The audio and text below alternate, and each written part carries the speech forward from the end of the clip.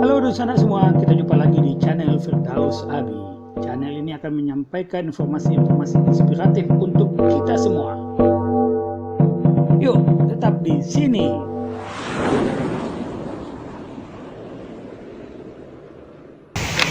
Dan sore yang indah ini, kalau kita lihat ada bangunan di belakang rumah saya.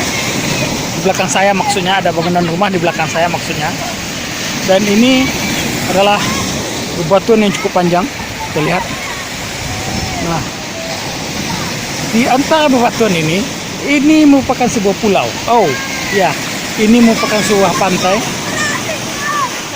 Nah, pantai yang indah, pantai yang cantik, pantai berbatuan. Pantai ini terletak di wilayah Flores, atau tepatnya di Laut Selatan Flores, Nusa Tenggara Timur. Sebelum sampai ke sini, perjalanan ini telah mencapai sebuah daerah, sebuah kawasan namanya Wairebo. Wairebo sebuah kawasan di puncak bukit dengan berketinggian 1.200 meter di permukaan laut.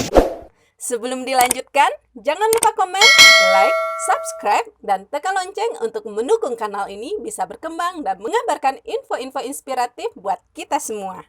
Assalamualaikum warahmatullahi wabarakatuh. Halo Dunsana semua, bertemu kembali kita di kanal ini. Saya mengajak Dunsana untuk melakukan sebuah perjalanan jurnalistik ke sebuah kampung adat di Tanah Flores, Nusa Tenggara Timur. Bersama 5 orang jurnalis, kami berangkat dari Bandara BIM di Padang Pariaman. Kemudian bertolak menuju Bandara Suta di Tangerang.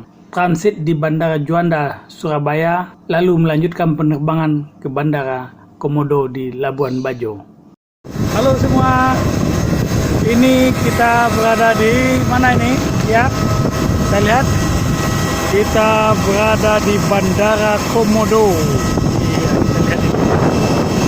Bandaranya namanya Bandara Komodo. Bandara Komodo ada di Labuan Bajo. Labuan Bajo itu ada di Nusa Tenggara Timur. Ya, Nusa Tenggara Timur. Ya, kita sudah sampai di sini.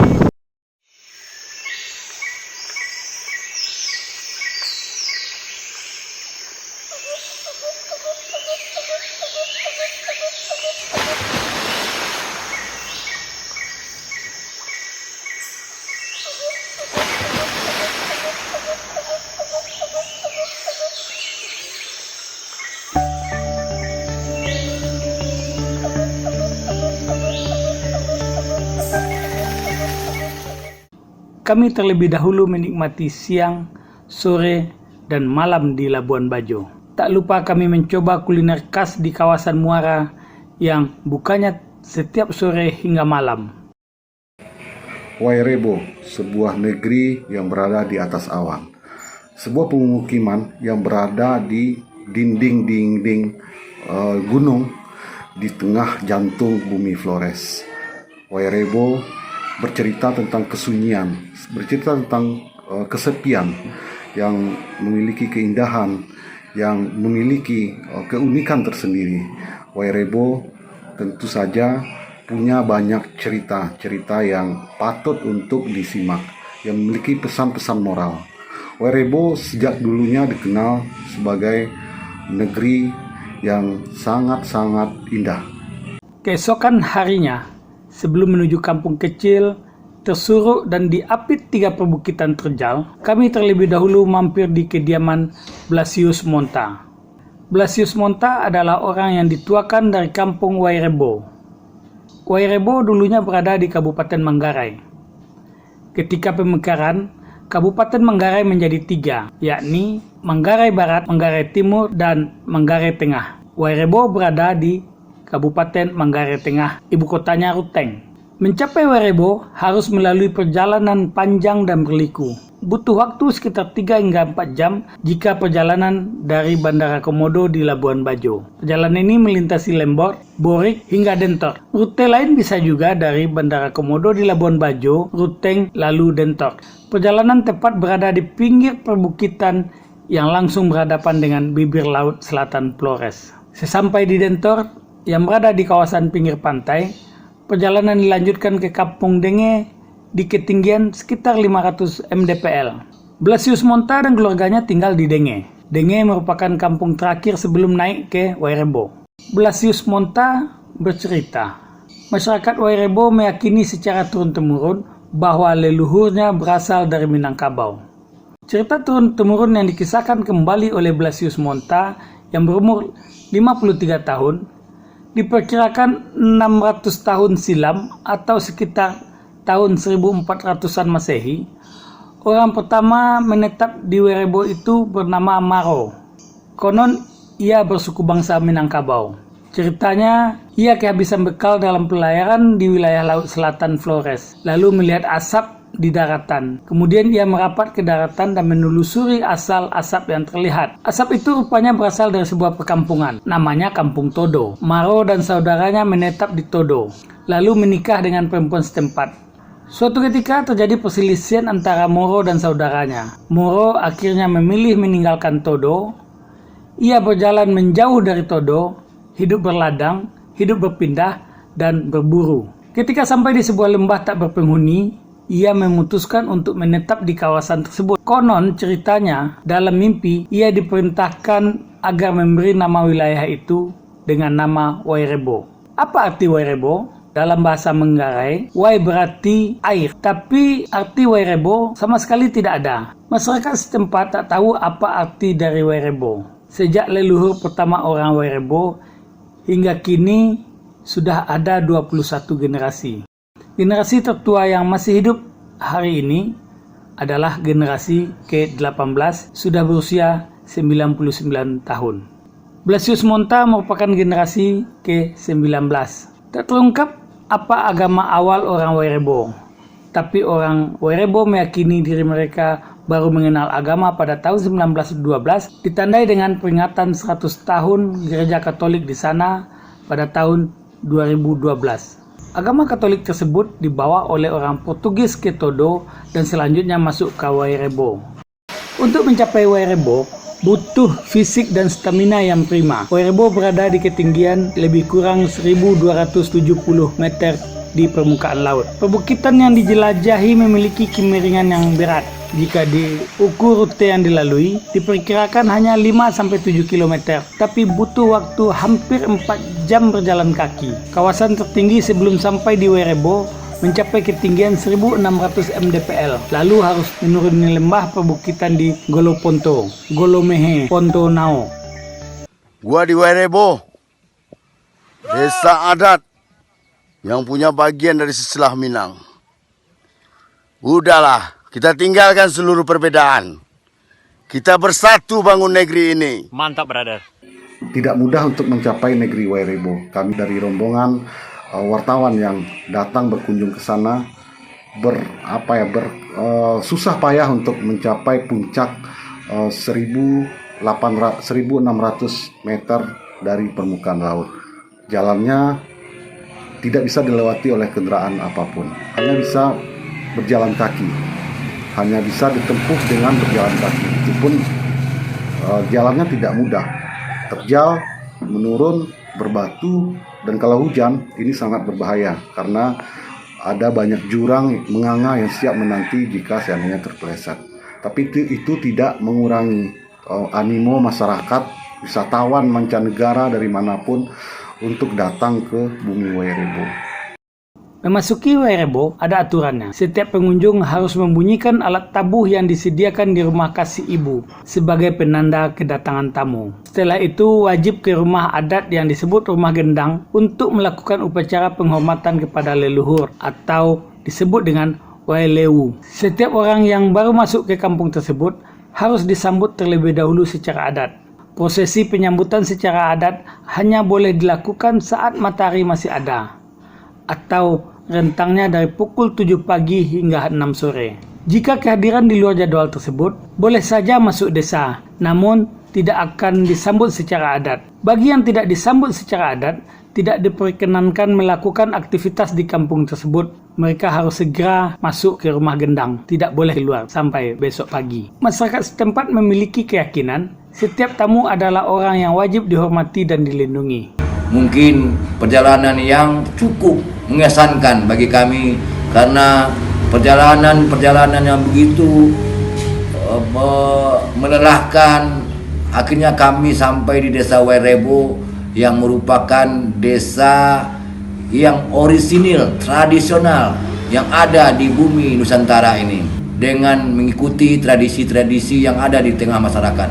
Ini patut kita contoh bagi pengembangan wisata di seluruh Nusantara. Tidak mesti dijual itu yang wah-wah seperti modernisasi, tapi keaslian suatu daerah menjadi daya tarik tersendiri bagi wisatawan mancanegara untuk hadir ke daerah-daerah tujuan destinasi wisata tersebut. Prosesi penyambutan secara adat adalah wujud nyata menghormati tamu. Inti penyambutan secara adat meminta kepada leluhur agar turut memelihara dan menjaga tamu tersebut. Jika sudah disambut secara adat lalu ada masalah pada tamunya, maka masyarakat setempat wajib membantu dan menyelamatkan tamu tersebut. Wairebo juga sebuah kisah bagaimana masyarakat sangat mengutamakan kegotong royongan, kebersamaan, sehingga di sana tidak ada sinyal sama sekali. Komunikasi masih sangat tradisional, cara hidup masyarakat sangat tradisional. Ini yang menjadi salah satu keunikan dan tidak ada di belahan bumi manapun. Wairebo layak disebut sebagai wisata kelas dunia. Wairebo katanya adalah keturunan dari bumi Minangkabau. Mereka dari turun-temurun telah diceritakan bahwa nenek moyang mereka berasal dari tanah Minang. Cuman cerita itu turun-menurun itu dia dapat menjadi suatu keharusan dia menyampaikan kalau nenek moyangnya berasal dari tanah Minang.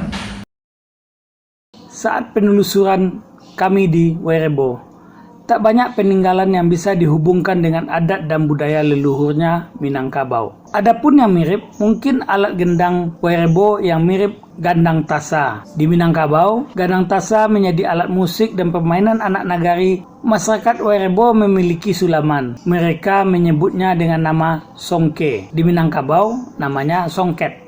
Jejak Minangkabau justru banyak ditemukan di Kampung Todo, Desa Todo, Kecamatan Satarmese Utara, Kabupaten Manggarai Tengah. Konon dikisahkan secara turun-temurun, dari mulut ke mulut, seorang berasal dari Minangkabau bernama Mansur mempelai istri perempuan di Todo. Pernikahan Mansur dan perempuan itu melahirkan sejumlah anak, lalu keturunannya terus berkembang. Keturunan Mansur dan istrinya membentuk kerajaan, namanya Kerajaan Todo. Mansur dan istrinya kemudian diyakini sebagai leluhur orang Manggarai sekarang. Masih dari cerita turun-temurun, mulanya rumah adat di perkampungan Todo berbentuk rumah gadang, persis rumah adat orang Minang. Diperkirakan tahun 1911, corak rumah gadang berubah menjadi rumah adat sekarang. Bercorak kerucut runcing ke atas, disebut Mbaru Niang Todo. Adapun kesamaan yang saat ini bisa dilihat di perkampungan Todo dengan kebudayaan di Minangkabau, diantaranya motif kain tenun dan sulaman. Kesamaan lain, yakni batu kuburan dan ukiran di rumah adat dan tiang utama, yang disebut Tonggak Tuo.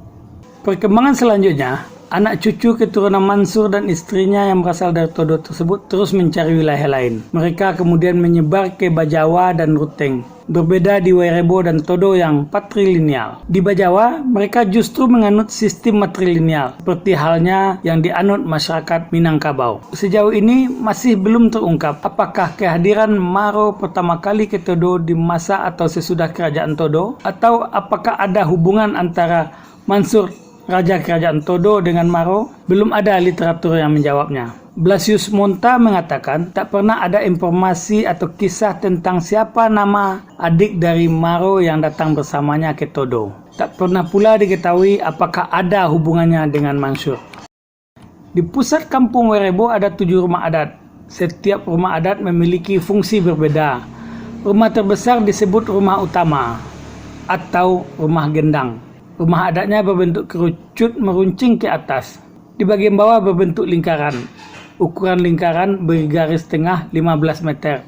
6 rumah lainnya bergaris tengah 11-13 meter.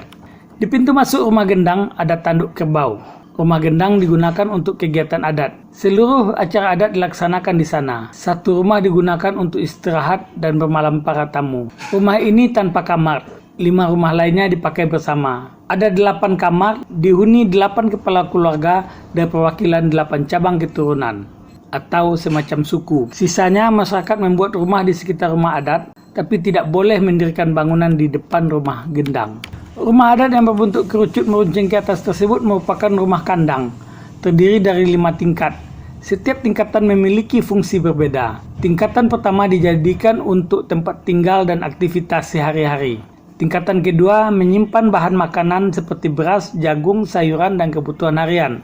Tingkatan ketiga untuk menyimpan bahan makanan sebagai stok pangan. Tingkatan berikutnya untuk menyimpan bibit tanaman yang ditanam pada masa tanam. Tingkatan kelima atau tingkatan paling tinggi digunakan untuk menyimpan benda atau barang-barang keperluan adat yang digunakan pada waktu tertentu. Misalnya upacara adat kelahiran, menikah, kematian, atau upacara penti. Bagi masyarakat Wairebo, mendirikan rumah adat adalah bahagian paling berat dalam kehidupan mereka. Atap rumah terdiri dari alang-alang dan ijuk. Kerangkanya dari bambu dan rotan pilihan. Menggunakan kayu hutan terbaik yang disebut dengan kayu borok yang merupakan kayu paling keras di tengah hutan belantara. Pembangunannya tanpa menggunakan paku. Persoalan paling beratnya adalah karena kayu hutan yang dipotong tak boleh menyentuh tanah saat menebangnya, tak boleh kena tanah saat mengangkatnya, dan tak boleh terkena tanah saat memasangnya. Semua prosesnya harus dilakukan sambil bernyanyi, menari, dan memotong puluhan ternak. Di depan rumah gendang atau yang disebut dengan compang, yang merupakan pusat kampung, memiliki sebuah altar. Bagi masyarakat Wairebo, altar tersebut dipandang sebagai tempat suci karena di sanalah merupakan tempat acara adat. Acara adat dan tradisi masyarakat Wairebo tidak banyak. Ada 3 upacara wajib setiap individu dan keluarga. Upacara adat kelahiran, perkawinan, dan kematian. Semua aktivitas boleh dilakukan di mana saja. Bagi masyarakat yang menetap di luar kampung Wairebo, ketiga prosesi tersebut boleh dilakukan di mana mereka tinggal. Tapi mereka wajib melakukan upacara adat di kampung Wairebo sebelum Penti. Penti adalah tahun baru masyarakat Wairebo, tapi jadwalnya tidak tetap, berkisar antara Oktober dan November. Kendati tahun baru, tak ada urutan tahunnya. Penti atau tahun baru bagi masyarakat Wairebo adalah sebuah proses mempertahankan kehidupan. Penti merupakan momentum untuk memulai musim tanam. Leluhur masyarakat Wairebo memberikan pembelajaran. Masa bercocok tanam harus dimulai ketika bunga-bunga berbagai tanaman muncul. Kehadiran bunga-bunga tanaman itu sebagai pertanda waktu tersebutlah paling cocok untuk memulai bertanam. Pembelajaran dari para leluhur tersebut dijadikan pegangan masyarakat sampai kini. Bunga-bunga muncul pada Oktober-November. Jika memulai bercocok tanam di luar jadwal tersebut, diyakini tanaman yang ditanam tidak akan tumbuh. Upacara adat kelahiran, perkawinan, dan kematian juga harus mengikuti jadwal Penti. Jika ada kelahiran, perkawinan, dan kematian sebelum Penti, maka keluarga bersangkutan harus melaksanakan upacara adatnya sebelum Penti. Upacara adat kelahiran difokuskan dalam bentuk memberikan nama secara adat. Prosesi adat perkawinan wajib dilakukan di kampung Wairebo. Begitu juga upacara kematian. Khusus upacara kematian, prosesi adatnya cukup membawa batu kuburnya ke upacara tersebut. Kegiatan atau peristiwanya boleh dilakukan di luar Wairebo atau di rantau. Namun, upacara adatnya wajib dilakukan di kampung halaman. Jika upacara adat tidak dilakukan sebelum Penti, maka keluarga bersangkutan dipandang tidak layak mengikuti kegiatan adat Wairebo. Mereka tidak berhak mengikuti Penti dan kegiatan adat lainnya. Secara tidak langsung, mereka diasingkan dari kegiatan adat. Bagi kami, bumi Wairebo adalah sebuah keindahan, punya banyak kisah, dan tentu saja saya pribadi ingin kembali ke Wairebo.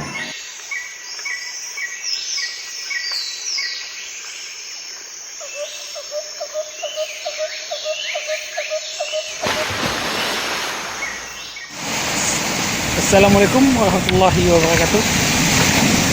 Teman-teman semua, ini sebuah sore yang indah menurut saya. Dan sore yang indah ini kalau kita lihat ada bangunan belakang rumah saya. Di belakang saya maksudnya ada bangunan rumah di belakang saya maksudnya. Dan ini adalah bebatuan yang cukup panjang, kita lihat. Nah, di antara bebatuan ini merupakan sebuah pulau. Oh, ya, ini merupakan sebuah pantai. Nah, pantai yang indah, pantai yang cantik, pantai berbatuan. Pantai ini terletak di wilayah Flores, atau tepatnya di Laut Selatan Flores, Nusa Tenggara Timur. Di Laut Flores ini, saya berkesempatan hadir di sini, dibawa oleh Kementerian Desa, dan menikmati perjalanan di Laut Flores ini. Tadi, sebelum sampai ke sini, perjalanan ini telah mencapai sebuah daerah, sebuah kawasan namanya Wairebo. Wairebo sebuah kawasan di puncak bukit dengan berketinggian 1.200 meter di permukaan laut. Nah, hari ini saya persis 1 meter di permukaan laut. Nah, di kawasan ini juga ada sebuah pulau di depan kita. Nah, pulau ini kalau kita tempuh dengan kapal seukuran ini, yang kelihatan ini, bisa ditempuh dengan selama perjalanan 20-30 menit. Ongkosnya 250 sekali jalan atau 500 pp untuk satu kapal. Pulau ini kalau kita lihat bahwa pulau tersebut diberi nama Pulau Moles atau pulau yang cantik. Moles, menggambarkan cewek yang cantik, katanya begitu kalau dilihat dari ketinggian. Pulau Moles ini kenapa dia dikatakan Pulau Moles? Karena masyarakat meyakini, melihat pulau ini seperti seorang putri yang sedang tidur. Mana posisi putrinya kita juga tidak tahu, tapi inilah yang disebut dengan Pulau Moles. Demikian perjalanan kita pada kesempatan siang ini.